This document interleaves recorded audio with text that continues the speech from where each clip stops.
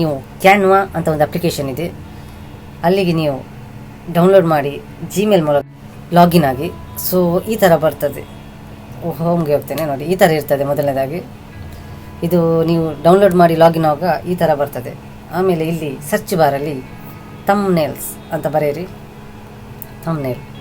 So ಇದು ಆಮೇಲೆ ನೋಡಿ ಇಲ್ಲಿ ಆಲ್ರೆಡಿ ರೆಡಿಯಾಗಿರ್ತದೆ.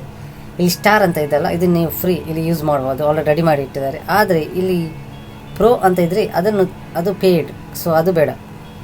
ಮೊದಲನೇದಾಗಿ ನಾನು ಇದು ನೋಡ್ತೇನೆ, ಯಾವುದು ಇದು ನೋಡ, ಓಕೆ ಕೊಡ್ತೇನೆ. ಈಗ ಯಾವ ರೀತಿ ಸುಲಭವಾಗಿ ಥಂಬ್ನೇಲ್ ಮಾಡ್ಬೋದು ಅಂತ ಹೇಳ್ತೇನೆ ನೋಡಿ.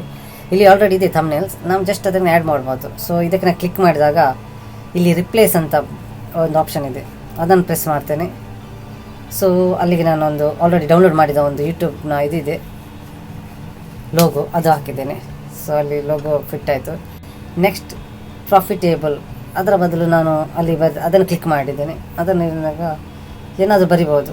ಸೊ ಯೂಟ್ಯೂಬ್ ಅಂತ ಬರ್ತೀನಿ, ಯೂಟ್ಯೂಬ್. Okay, done.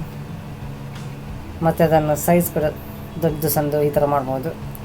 ಮತ್ತು ಯೂಟ್ಯೂಬ್ ಚಾನಲ್ ಅಂತ ಹೇಳುತ್ತೇನೆ, ಚಾನಲ್. Okay, YouTube channel. ಮತ್ತು ಅದನ್ನು ಸ್ವಲ್ಪ ಮಿಡ್ಲ್ ಮಾಡುವ. ಆಮೇಲೆ ಸ್ಟ್ರಾಟರ್ಜಿ, ಓಕೆ ಸ್ಟ್ರಾಟರ್ಜಿ ಕಡೆ ಇರಲಿ, ಅದು ಹಾಗೇ ಇರಲಿ. ಮತ್ತು ನೆಕ್ಸ್ಟ್ ಸ್ಟ್ರಾಟರ್ಜಿ ಇದ್ದದ್ದು ನಾನು ಯೂಟ್ಯೂಬ್ ಚಾನಲ್ ಥಂಬ್ನೇಲ್ಸ್ ಅಂತ ಬರೀತೀನಿ, ಥಂಬ್ನೇಲ್ಸ್. ಓಕೆ,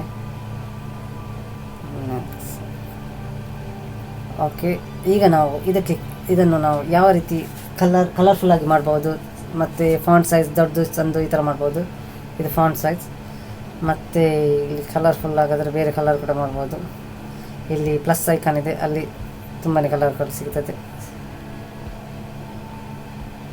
ಸೊ ಇದನ್ನು ಮಾಡಿದ್ದೆ. ನೆಕ್ಸ್ಟ್ ಇದು ಕೂಡ ಸ್ವಲ್ಪ ಟೆಕ್ಸ್ಟ್ ಕೂಡ ಬೇರೆ ಬೇರೆ ಸೈಜಲ್ಲಿ ಇರ್ತದೆ. ಯಾವ ರೀತಿ ಕೂಡ ನಮಗೆ ಇದನ್ನು ಅಂಡ ಮಾಡುವ, ಯಾವ ರೀತಿ ಕೂಡ ಇದು ಮಾಡೋದು, ಥಂಬ್ನೇಲ್ಸ್ ಇದು ಕೂಡ ಕಲರ್ ಮಾಡುವ. Red, blue. ಓಕೆ, ಈ ಥರ. ಮತ್ತು ಇಲ್ಲಿ ಬೇಕಾದರೆ ನಮಗೆ ಸುಲಭವಾಗಿ ನೀವು ಯಾವುದೇ ಥರ ಕೂಡ ಮಾಡ್ಬೋದು. ನಾನೀಗ ಸುಲಭವಾಗಿ ನಿಮಗೆ ಹೇಳಿಕೊಟ್ಟಿದ್ದೆ ಇದೆ ಈ ಥರ. ಆಮೇಲೆ ಇಲ್ಲಿ ಒಂದು ಡೌನ್ಲೋಡ್ ಮಾಡುವ ಆಪ್ಷನ್ ಆಗಿ ಇಲ್ಲಿ ಬಾಣದ ಗುರುತು, ಅದನ್ನು ಕ್ಲಿಕ್ ಮಾಡಿದರೆ ಸೇವ್ ಇಮೇಜಸ್ ಅಂತ ಬರ್ತದೆ.